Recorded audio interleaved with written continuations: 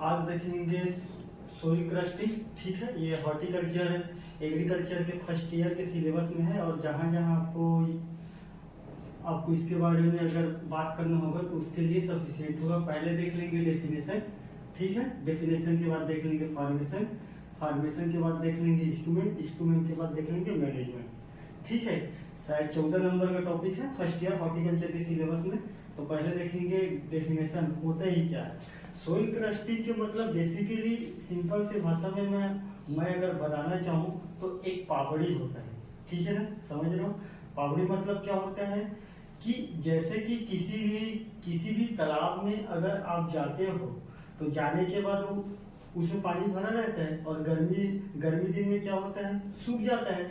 तो सूखने के बाद जो पापड़ी बनता है, ठीक है, जो पापड़ी टाइप छाटी टाइप निकले रहता है, उसी को बोलते हैं क्रस्टिंग। ठीक है, तो क्या है सोइल क्रस्टिंग? क्या है? एक टीम कंपैक्ट लेयर है। ठीक, तो डेफिनेशन क्या है? सोइल क्रस्टिंग एक टीम मतलब पतला, टीम ना, THIN, टीम एक कंपैक्ट पतला। सोइल क्रस्टिंग एक पतला कंपैक्ट लेयर है जो बेसिकली 4 से 5 mm माइक्रोमीटर पतला सा रहता है। ठीक है, उसी को बोलते हैं सोइल क्रस्टिंग। ठीक है, सोइल क्रस्टिंग मतलब समझ आ गया कि एक टीम कंपैक्ट लेयर है। जैसे कि ये तालाब है। ठीक, ये तालाब में अगर पानी भरा है, ठीक, अब पानी के भरने के बाद अगर जैसे कि यहाँ टेम्परेचर, गर्मी के दिन आया, गर्मी तो गर्मी में यहाँ का टेम्परेचर इवापोरेट से लॉस हो जाएगा, कुछ लीचिंग से लॉस हो जाएगा।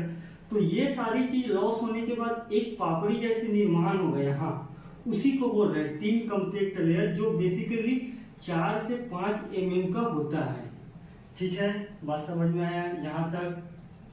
ठीक, तो उसी को बोल रहे हैं सोइल क्रस्टिंग। ठीक है, अब सोइल क्रस्टिंग जानने से पहले हम इसका फॉर्मेशन कैसे होता है ये देख लेंगे। डेफिनेशन हो गए, लिख लोगे डेफिनेशन। ठीक, तो फॉर्मेशन कैसे होता है? जैसे कि ये खेत है, ठीक, खेत है। खेत में जैसे रेनफॉल हुआ, यहाँ रेनफॉल मतलब बारिश। ठीक, यहां से रेनफॉल हुआ, तो यहां पार्टिकल रहेगा, डिफरेंट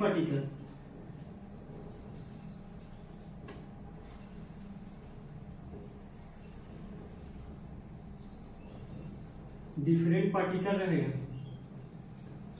पार्टिकल मतलब समझ रहे हो? पार्टिकल के मतलब क्या होता है? सैंड, सिल्ट,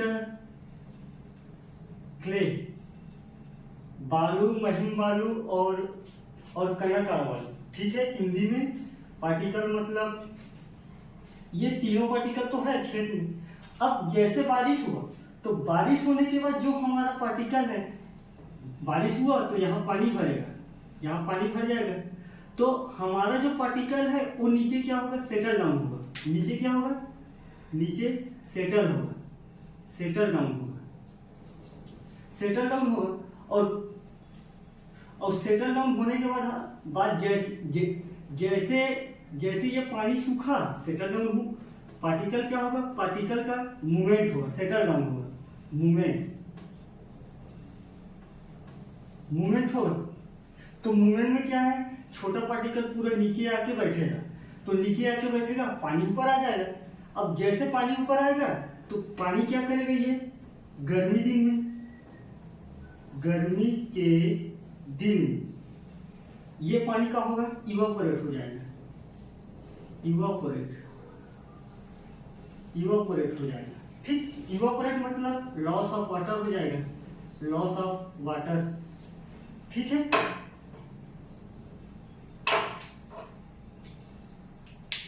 तो ये क्या होगा? इवापोरेट हो जाएगा। अब इवापोरेट के बाद यहाँ 4 से 5 mm 4 से 5 mm तक 3 कम्पैक्ट लेयर बनेगा।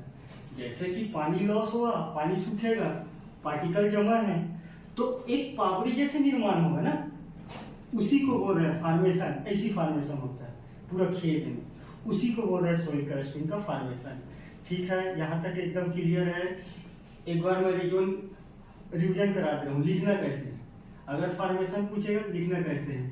किसी भी खेत में रेनफॉल होने के बाद जो डिफरेंस पार्टिकल रहता है, वो डिफरेंट पार्टिकल सेटल डाउन होता है। सेटल डाउन होने के बाद जैसे कि पानी ऊपर आ जाता है, और पानी का ऊपर होने के बाद साथ ही साथ गर्मी के दिनों में, ठीक है, गर्मी के दिनों में इवापोरेट हो जाता है, तो एक 4 से 5 mm का क्रस्टिंग जैसे लेयर बनता है। ठीक है, क्रस्टिंग जैसे लेयर बनता है, उसी को बोल रहे हैं सोइल क्रस्टिंग। ठीक है, बात समझ में आया, लिखना कैसे है।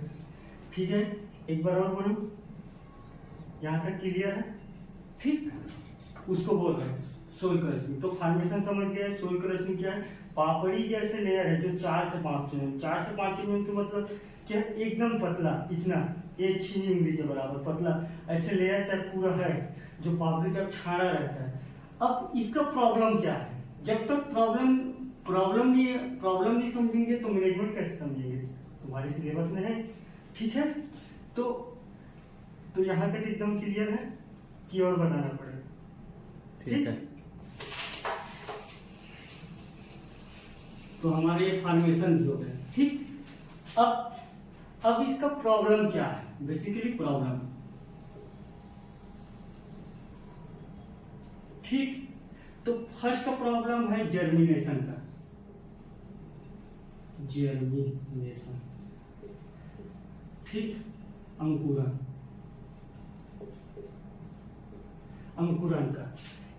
का प्रॉब्लम कैसे है? जैसे कि किसी भी खेत में मान लो जाए, अगर क्रस्ट का निर्माण हुआ है यहाँ 4 से 5 में, क्या है क्रस्ट? पहले बताया, 3 कम्पैक्ट लेयर है जो पानी के लॉस होने के बाद जो पापड़ी जैसे छांटता है, उसको बोल रहे हैं सोइल क्रस्टिंग, जो 4 से 5 mm है।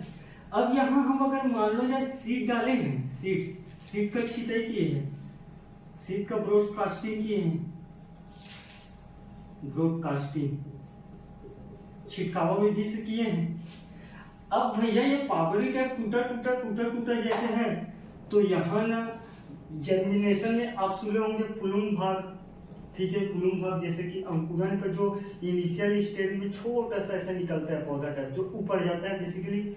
तो जो बीज का है, ये अगर मान लो जाए सीड है, तो सीड का एक होता है पुलुम लेयर, ठीक है। अब पुलुम लेयर है तो ये ऊपर जाएगा। अब ये वाला पुलुम लेयर ऊपर जाएगा तो ये क्रस्ट को पेनिट्रेट नहीं कर पाता है। बात समझ में आ रहा है? ये क्रस्ट को पेनिट्रेट नहीं कर पाता है, तो इसी कारण जर्मिनेशन में ये क्रस्टिंग प्रॉब्लम होता है। ठीक है, पहला प्रॉब्लम समझ गए। ठीक है, बात समझ रहे हो? यहां तक एकदम क्लियर है। ठीक, दूसरा प्रॉब्लम इवापोरेट का प्रॉब्लम है। इवापोरेट अब जैसे कि क्रस्टिंग हो रहा है, ठीक है,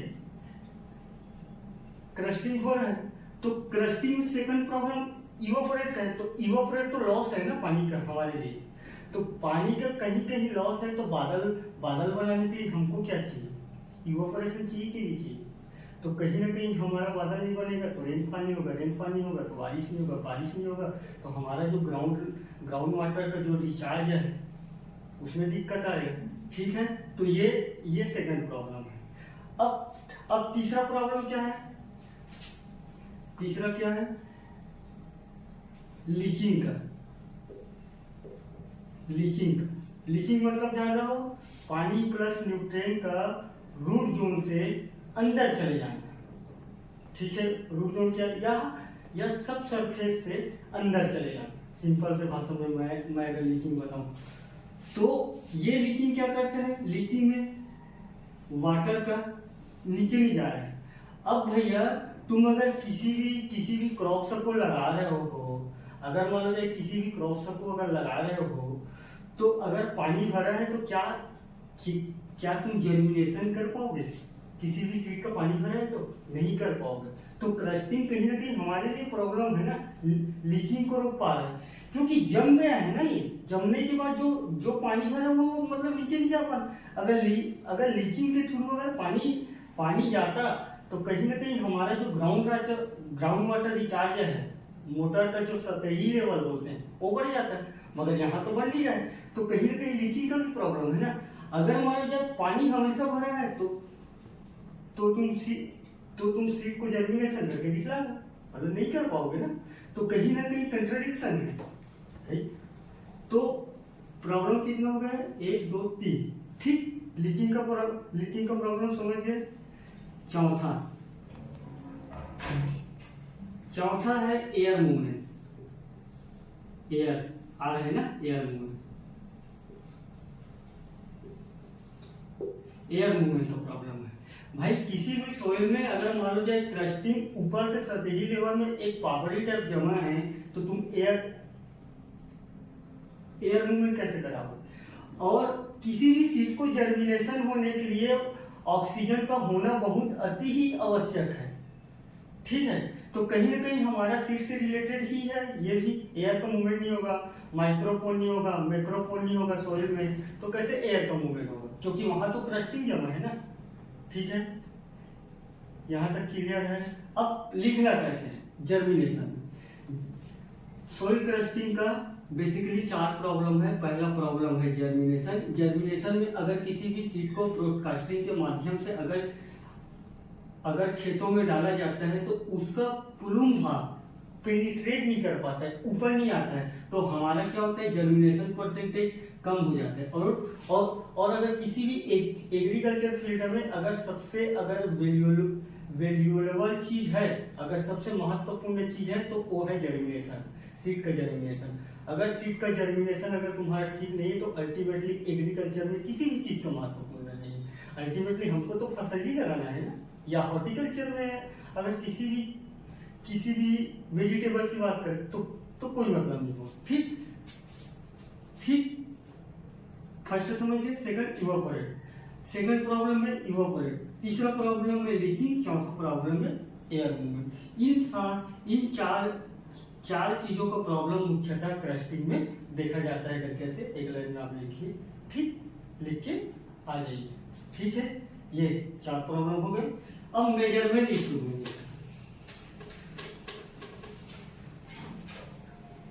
एक है पेनिट्रोमीटर। 1 लाइन वाला भी पूछा जाता है, आजकल पैटर्न चेंज हो गया है। पेनिट्रोमीटर,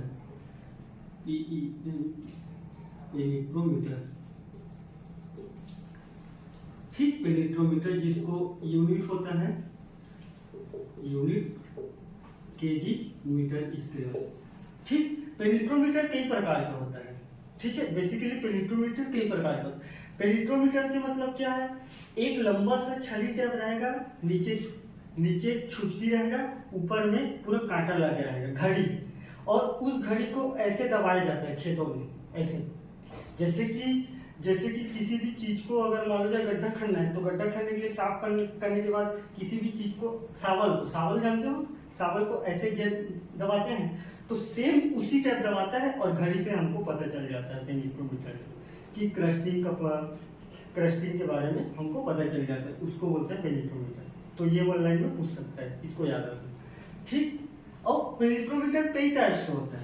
अगर मैं इसकी भी बात करूं तो पेनिट्रोमीटर कई टाइप से होते हैं। एक होता है डायल पेनिट्रोमीटर, एक होता है स्टैटिक पेनिट्रोमीटर, एक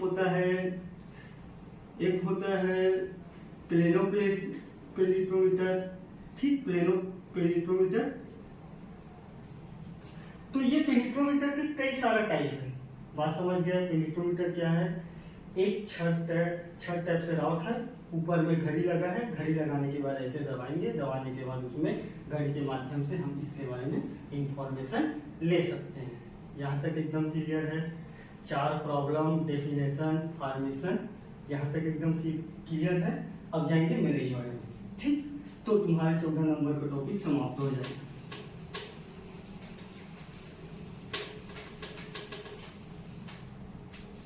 मैनेजमेंट।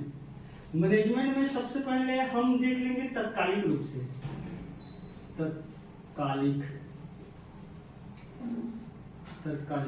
अर्जेंट हमको अगर तुरंत करना है तो एक देख लेंगे थोड़ा लंबे समय तक ऐसे बांट के, या डायरेक्टली देख लेंगे।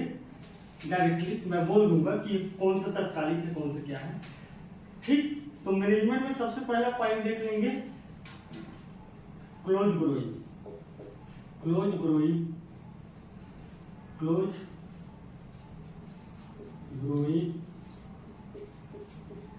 क्रॉप्स। ठीक, सबसे पहले क्लोज ग्रोइंग क्रॉप्स। अगर किसी भी क्रस्टर का अगर मैनेजमेंट मतलब समझ रहे हो मैनेजमेंट क्या चीज होता है। ये मैनेजमेंट, एक होता है कंट्रोल, एक होता है मैनेजमेंट। ठीक, मैनेजमेंट मतलब किसी भी चीज को इतना ठीक कर ले कि उस चीज को हमको घाटा ना हो, उसको बोलते हैं मैनेजमेंट। कंट्रोल मतलब यहाँ परसेंटेज की बात है, किसी भी चीज को उस परसेंट तक कंट्रोल करना जिसको हमको इकोनॉमिक से लॉस ना हो। यहाँ इकोनॉमिक से नहीं जुड़ रहा है। ठीक है, तो सबसे पहले close growing crops. Close growing crops के मतलब क्या है कि अगर क्रस्टर तो पूरा खेत में है, ठीक, तो कहीं ना कहीं यहाँ क्रॉप्स नहीं लगा है, तभी हो रहा है। ठीक है, तो क्लोज ग्रोइंग क्रॉप्स क्या है, किसी भी फील्ड में अगर हम पास अगर किसी क्रॉप्स को लगाते हैं, पास क्रॉप्स को लगाते हैं, तो यहाँ जो सरफेस एरिया है, ये पास जो सरफेस एरिया है, तो ये दिखेगा नहीं। अब दिखेगा नहीं तो यहाँ पानी का क्रस्टिंग का फॉर्मेशन नहीं होगा, क्योंकि सारी चीज पत्ता से पूरा ढके रहेगा। अब ढके ही रहेगा तो कैसे होगा वहाँ क्रस्टिंग का निर्माण ही नहीं होगा वहाँ। बात ही बात। तो सबसे पहले मैनेजमेंट में क्या है, क्लोज ग्रोइंग क्रॉप्स लगा सकते हैं। जैसे कि हम तत्कालीन अगर हम बात करेंगे green manuring crops, green manuring crops. तो ग्रीन मैन्योरिंग क्रॉप्स बेसिकली दो टाइप्स होते हैं, एक होता है इन सीटू, एक होता है एक्स सीटू। इन सीटू मतलब कि किसी भी फील्ड में अगर ग्रीन मैन्योरिंग क्रॉप्स लगाए हैं, तो लगाने के बाद अगर वो ग्रीन मैन्योरिंग क्रॉप्स हो गए हैं, तो उसी में बेसिकली ट्रैक्टर चला के या टिलेज करके उसी में दबा देते हैं, इनकॉर्पोरेशन कर रहे हैं। तो जो क्रस्टिंग है, तो क्रस्टिंग तो पतला है, अब उसी में दबा दे रहे हैं, तो कहां से क्रस्टिंग करेगा, क्रस्टिंग का निर्माण नहीं हो पाएगा। तो पहला है क्लोज ग्रोइंग क्रॉप्स। अब इसको लिखना कैसे है, ठीक, ध्यान से सुनते रहे। सोइल क्रस्टिंग का मैनेजमेंट करने के लिए हम क्लोज ग्रोइंग क्रॉप्स लगाते हैं। ठीक, लगाते हैं जैसे कि ग्रीन मैन्योरिंग क्रॉप्स में इन सीटू क्रॉप्स को हम लेके क्रस्टिंग का मैनेजमेंट कर सकते हैं। जैसे कि ग्लाइरिसीडा एक क्रॉप्स है, एग्जांपल काउपी। तो ये सारा क्या है, और फॉरेस्ट क्रॉप्स है। फॉरेस्ट क्रॉप्स मतलब चारा वाला क्रॉप्स। तो चारा वाला क्रॉप्स को भी हम लगा के क्या कर सकते हैं, क्रस्टिंग का मैनेजमेंट कर सकते हैं। ठीक है, अब लिखने के लिए आ जाएगा, शब्द जमा लिख लिए। ठीक, सबसे पहले लिखना close growing crops. Soil crusting को मैनेजमेंट करने के लिए क्लोज ग्रोइंग क्रॉप्स अति महत्वपूर्ण है, जैसे कि ग्रीन मैन्योरिंग क्रॉप्स है। ग्रीन मैन्योरिंग क्रॉप्स में इन सीटू मेथड से लगाने वाला जो भी क्रॉप्स है, या जो भी पास लगाने वाला जो भी क्रॉप्स है, उससे हम सोइल क्रस्टिंग का मैनेजमेंट कर सकते हैं। जैसे कि एग्जांपल में ग्लाइसिडा या काउपी। ठीक है, पहला मैनेजमेंट समझ गए। ठीक, यहां तक एकदम क्लियर है। सेकेंड मैनेजमेंट में हम जाएंगे ग्रासेस क्रॉप्स। ये आर है ना, ये आर है। ग्रासेस क्रॉप्स, ठीक, ये आर है आर। ठीक, ग्रासेस क्रॉप्स। सोइल क्रस्टिंग को मैनेजमेंट करने के लिए सेकंड चीज होता है ग्रासेस क्रॉप्स। अब जैसे कि ग्रास क्रॉप लगा है, मतलब ये ग्रास वाला क्या है, फोरेज है, फोरेज चारा वाला क्रॉप। तो चारा वाला क्रॉप से क्या है, पास लगाते हैं और हमेशा हरा भरा रहता है साल भर। अब साल भर हरा भरा अगर है तो कहाँ से क्रस्टिंग करेंगे, हमारा नहीं हो पाएगा। तो सेकंड मैनेजमेंट में आप लिख सकते हो कि ग्रासेस क्रॉप्स अगर लगा के, जैसे कि बरसीम, रिस्का जैसे क्रॉप्स को लगा के सोइल क्रस्टिंग का अपन मैनेजमेंट कर सकते हैं। ठीक है, अगर सेकंड समझ में आ गए।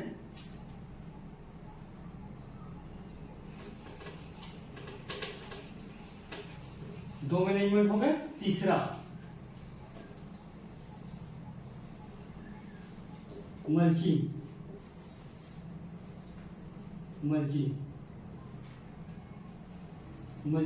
ठीक है, MULCHING मल्चिंग।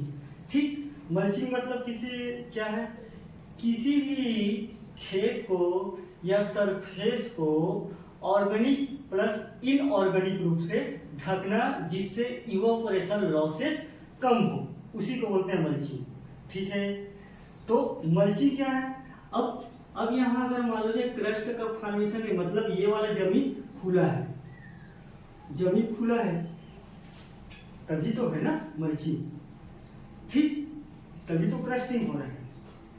अब क्रस्टिंग हो रहा है इसका, तो क्रस्टिंग हो रहा है तो यहाँ 4 से 5 mm क्या है,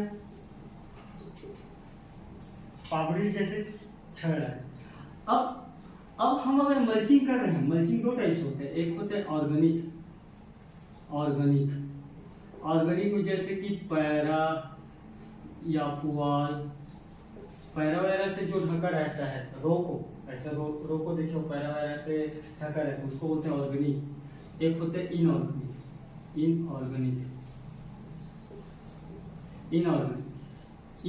में आता है पॉलीथीन, जैसे ब्लैक पॉलीथीन आता है ना, ढका रहता है मल्चिंग में। आप देखिए हो, कहीं भी जाते रहते हो तो फील्ड में लगा रहता है, तो लगा है तो वहां तो क्या है, तो वहां क्रस्ट का फॉर्मेशन नहीं हो पाएगा, क्योंकि ये सारे चीज उसको रोक दे रहे हैं क्रस्ट को फॉर्मेशन के लिए, मतलब रोक दे रहे हैं ना, इसी कारण तो मल्चिंग में। अब अगर किसी भी खेत में पुआल या पैरा अगर बिछा दे यहाँ, तो कहाँ से क्रस्टिंग का निर्माण होगा, नहीं हो पाएगा, मतलब नहीं हो पाएगा ना। तो मल्चिंग क्या है, तीसरा मैनेजमेंट है। तो आप लिख सकते हो कि सोइल क्रस्टिंग के मैनेजमेंट के लिए मल्चिंग अति महत्वपूर्ण है, जिसमें साथ ही साथ ऑर्गेनिक प्लस इनऑर्गेनिक का इस्तेमाल करके हम सोइल क्रस्टिंग का मैनेजमेंट कर सकते हैं। ठीक है, तीनों की चारों। चौथा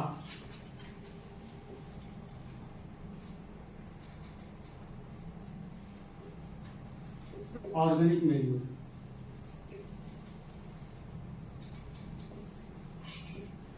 पांचवा ऑर्गेनिक मैन्योर। ठीक है, ऑर्गेनिक मैन्योर के बाद आएगा, हाँ ऑर्गेनिक मैन्योर को समझ लेते हैं। देख, किसी भी फील्ड में क्रस्टिंग है, अब ऑर्गेनिक मैन्योर में क्या है, FYM आ जाएगा, ग्रीन मैन्योरिंग आ जाएगा, ग्रीन हरी खाद, ग्रीन मैन्योरिंग, वर्मी कंपोस्टिंग आ जाएगा, वर्मी कंपोस्टिंग। अब ये सारी चीज को अगर हम फील्ड में डालेंगे, किसी भी फील्ड में, तो हमारा मिट्टी में अगर सोइल क्रस्टिंग है, ठीक है, सोइल क्रस्टिंग है तो हमारा मिट्टी हार्ड है ऊपर का। अब इसको डालेंगे तो भुरभुरापन आ जाएगा, और भुरभुरापन आ जाएगा तो ऊपर का जो क्रस्टिंग है वो तो टूट जाएगा, बेसिकली होगा कि नहीं होगा। ठीक है, तो FYM भी सोइल क्रस्टिंग का मैनेजमेंट कर सकते हैं। ठीक, अब इसको लिखना कैसे है। चौथा, सोइल क्रस्टिंग को मैनेजमेंट करने के लिए ऑर्गेनिक मैन्योर का इस्तेमाल करते हैं, जैसे एग्जांपल में FYM, ग्रीन मैन्योरिंग या वर्मी कंपोस्टिंग। इसको डालने पे हमारी मिट्टी का भुरभुरापन पड़ता है, जिससे भुरभुरापन बढ़ेगा, जिससे micropore plus water holding capacity capacity, nutrient holding capacity को बढ़ाता है, जिससे हमारा सोइल का क्रस्टिंग का फॉर्मेशन नहीं होता है। ठीक, ये यहाँ तक एकदम क्लियर है। चौथा, ठीक है। पांचवा,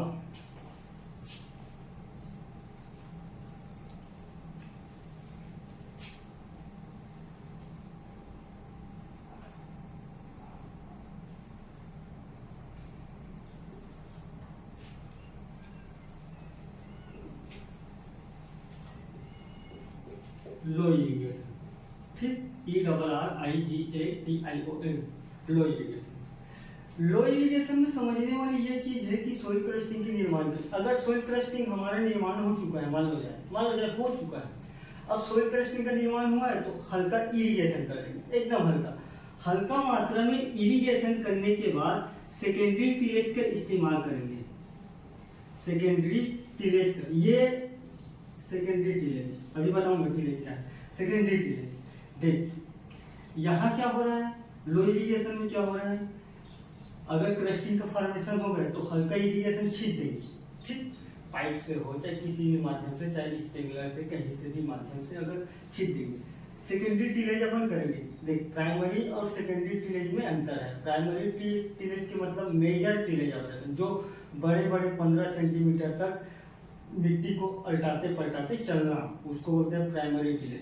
सेकेंडरी टिलेज के मतलब क्या होता है, जो माइनर रूप से है, माइनर हल्का 2 सेंटीमीटर 4 सेंटीमीटर, जैसे कि खुरचना, जैसे कि हैरो के माध्यम से, पावर टिलर के माध्यम से छोटा खुरचते हुए जाते हैं ना, तोड़ते।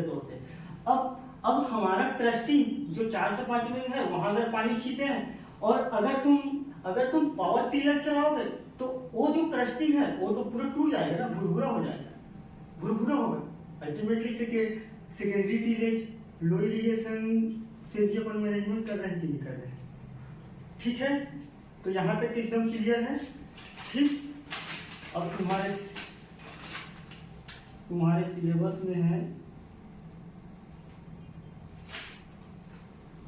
मैनेजमेंट ऑफ सोइल क्रस्टिंग, 5 हो गए ना। एक अपन ले सकते हैं क्रॉप से रोटेशन,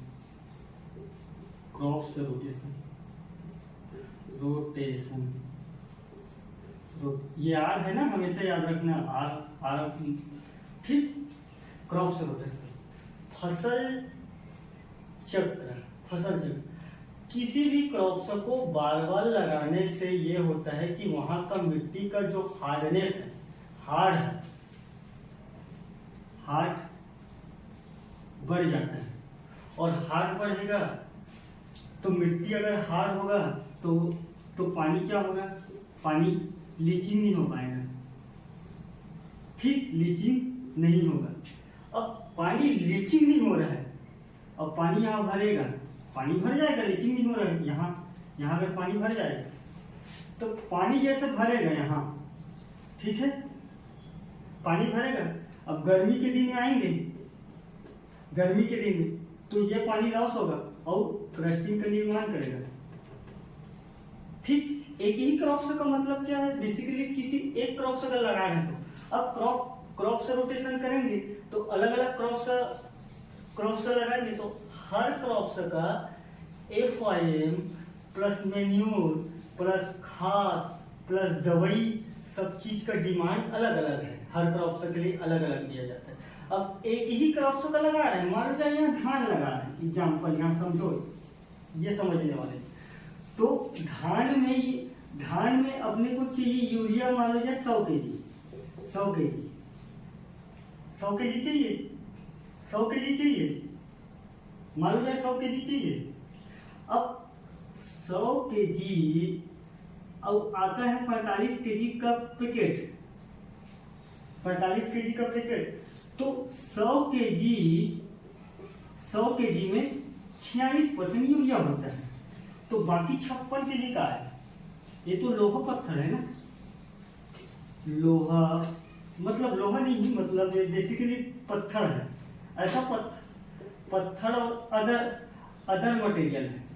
56 kg, 46% ही यूरिया है 100 kg, तो हमको 100 kg यूरिया डालने के लिए 200 kg डालना पड़ेगा यूरिया, जो 4 बोरी डालना पड़ेगा। क्योंकि हमारा 100 kg में 46% है और यूरिया हमको 100 kg डालना है।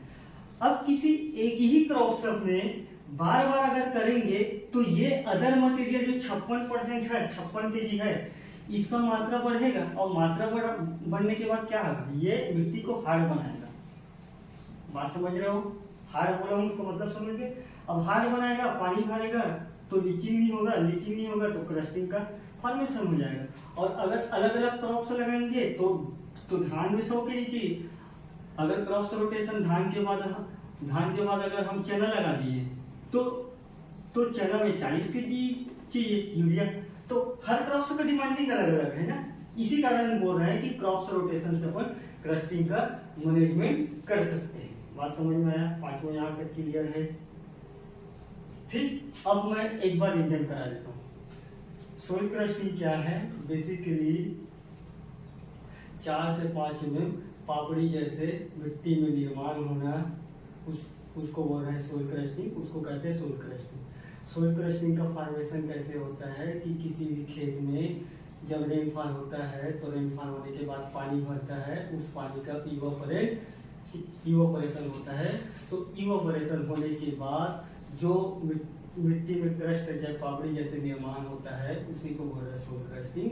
ठीक है, सोइल क्रस्टिंग का प्रॉब्लम क्या है? पहला सोइल क्रस्टिंग का प्रॉब्लम पहला है जर्मिनेशन, जर्मिनेशन के बाद इवोपरेशन, इवोपरेशन के बाद लीचिंग, लीचिंग के बाद एयर मूवमेंट। ठीक है, चार प्रॉब्लम के बाद मेजरमेंट के लिए पेनिट्रोमीटर का आवश्यकता लगता है, जिसको केजी प्लस मीटर स्क्वायर में मेजरमेंट कर सकते हैं सोइल क्रस्टिंग का। ठीक है, मैनेजमेंट में बेसिकली पहला हमने बताया क्लोज ग्रोइंग क्रॉप्स है, क्लोज ग्रोइंग के बाद हमने मल्चिंग का कॉन्सेप्ट बताया है, मल्चिंग के साथ साथ ऑर्गेनिक मैन्योर बताए हैं और लो इरिगेशन बताए हैं। अगर आपसे मान लो सोइल क्रस्टिंग के बारे में समझाइए करके पूछता है तो आप अगर 3 नंबर 4 नंबर का होगा तो अपने हिसाब से पेज के हिसाब से लिखे, और अगर मान लो 10 नंबर का होगा तो पूरा लाइन से ही लिखते चले। काटना कहाँ काटना है ये आपके ऊपर है, पूरा कॉन्सेप्ट आप यहाँ से समझ गए हैं तो लिखने का हैबिट भी आपको पता चलेगा। डेफिनेशन हो गए तो डेफिनेशन लिख देना, वैसी चित्र बना देना जो फॉर्मेशन वाला मैं बताया हूँ, और प्लस दूसरा चीज प्रॉब्लम बता देना और मैनेजमेंट का आप पॉइंट लिख देना। ठीक है, close growing crops, organic manure, low irrigation ये डिपेंड करता है नंबर के ऊपर। ठीक है, तो आज देखिए सोइल क्रस्टिंग का, कल देखेंगे अपन, कल देखेंगे remote sensing application. Remote sensing के बाद देख लेंगे सैटेलाइट का कॉन्सेप्ट देख लेंगे। सैटेलाइट के बाद देख लेंगे पेडोजेनिक प्रोसेसेस में वेदरिंग देख लेंगे। पहले वेदरिंग देख लेंगे, तो वेदरिंग बताऊं अभी? हाँ, तो ठीक है, यही तक रहने देते हैं सोइल क्रस्टिंग को, कल वेदरिंग देख लेंगे। ठीक।